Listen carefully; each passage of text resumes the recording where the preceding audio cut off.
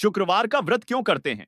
शुक्रवार का व्रत विशेष रूप से मां संतोषी का व्रत सुख, शांति और संतोष की प्राप्ति के लिए किया जाता है। माना जाता है कि इस व्रत घर में धन धान्य की कमी दूर होती है और आर्थिक स्थिति मजबूत होती है। गृह स्वहित जीवन में सुख और शांति आती है और घर परिवार में खुशहाली बनी रहती है। सच्चे मन से व्रत करने पर मां संतोषी अपने भक्तों की सभी मनोकामनाएं पूर्ण करती हैं। जीवन सभी प्रकार के कष्ट, दुख, रोग और चिंताएं दूर होती हैं। यदि पति परदेश गए हों तो उनके शीघ्र वापस आने की कामना से भी यह व्रत किया जाता है।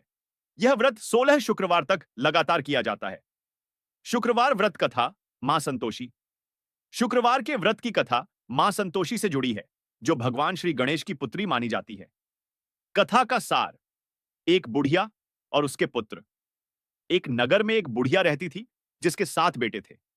6 बेटे कमाते थे जबकि 7वां निकम्मा और सीधा साधा था। बुढ़िया अपने 6 कमाऊ बेटों को अच्छे से खाना खिलाती और 7वें को उनकी थाली से बची हुई जूठन देती थी। बहू की व्यथा: 7वें बेटे की पत्नी बहू इस बात से बहुत दुखी थी।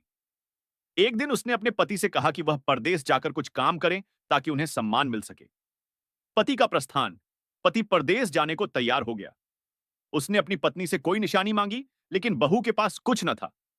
उसने पति के चरणों में गिरकर रोते हुए विदा ली, जिससे पति के जूतों पर गोबर से सने हाथों की छाप बन गई। सास के अत्याचार और संतोषी मां का व्रत। पति के जाने के बाद सास के अत्याचार और बढ़ गए। बहू को घर के सारे काम करवाकर जंगल से लकड़ी लाने भेजा जाता और खाने में सूखी रोटी दी जाती। एक दिन दुखी होकर वह एक मंदिर गई, जहां उसने अन्य स्त्रियों को मां संतोषी का व्रत करते देखा। उसने विधि पूछकर श्रद्धापूर्वक व्रत करना शुरू किया। मां की कृपा: संतोषी मां की कृपा से कुछ ही शुक्रवार बाद बहू के पति का पत्र आया और फिर कुछ समय बाद उन्होंने पैसा भी भेजा। सास जेठानी ईर्ष्या करने लगे। पति का लौटना और उद्यापन: कुछ समय बाद पति ढेर सारा धन लेकर घर लौट आया। अब बहू ने उद्यापन करने की तैयारी की। उद्यापन में खटाई, किसी भी प्रकार की खट्टी चीज खाना मना होता है। जेठानी की शरारत और दंड: बहू की जेठानी ने ईर्ष्यावश उद्यापन के समय बच्चों को खट्टी चीजें जैसे इमली खिला दी, जिससे उद्यापन खंडित हो गया। परिणाम स्वरूप बहू के पति पर राजद्रोह का आरोप लगा और उन्हें जेल हो गई। पुनः व्रत और क्षमा: बहू ने फिर से मां संतोषी से क्षमा मांगी और व्रत शुरू किया।